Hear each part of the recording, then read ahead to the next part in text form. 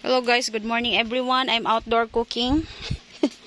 I'm going to cook pancit or bami. Oy, I forget my bihon. Be, you watch here, be. I will get the bihon first. My little helper. Hi, Red. You watch, huh? Yes. What finished study? You're finished study. So I have here fish ball, chicken and pork. The garlic and onion spring, cabbage, and the pancit and bihon and cooking oil. So let's start cooking. Let's start. So since Tatay did not make us any burner, gunitin na. So I just used the hollow blocks. Okay. And now, mama lang be, mama lang kay edit kayo. Move aside be. Ay assistant.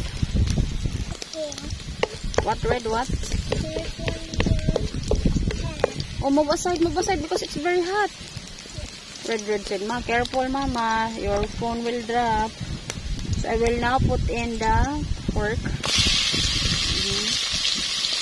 Well, this is not complete, but I have no bell pepper. It's okay. And I have here leftover pork. I set aside 2 pieces and 2 pieces of 1 piece of breast. Okay. And I'm going to add in the chicken.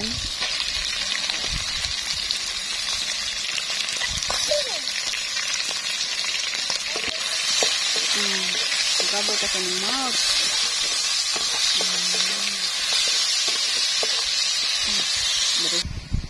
So I did put water, guys. So hard to take a video.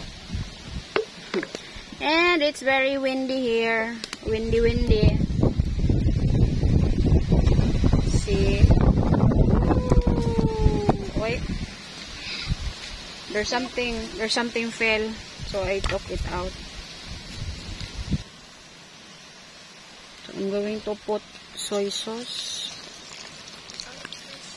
So I put it just here near me so that it's easier to cook.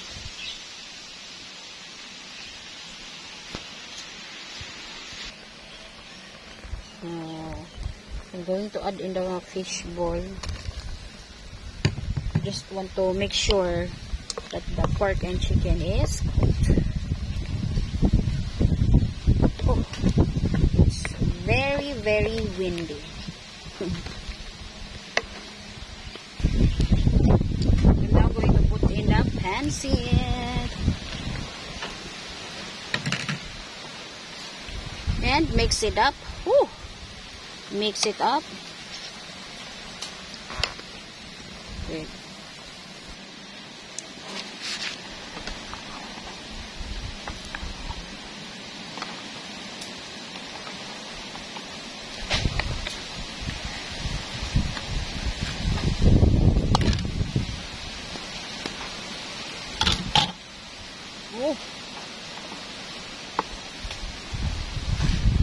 Overflowing.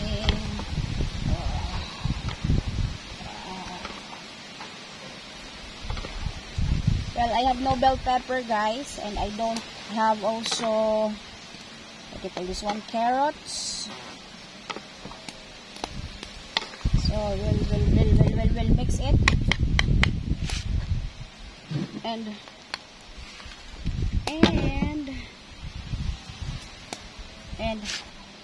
already put in the cabbage. Wow.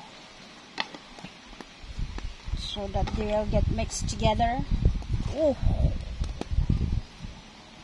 My pan is dancing.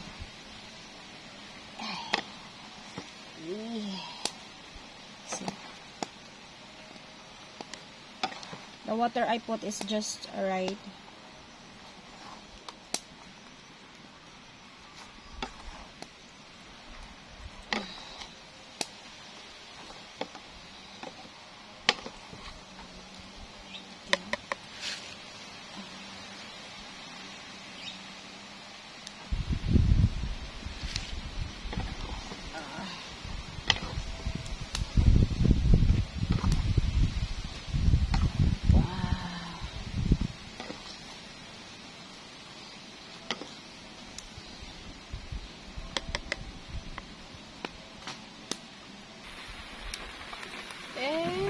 it's good to go.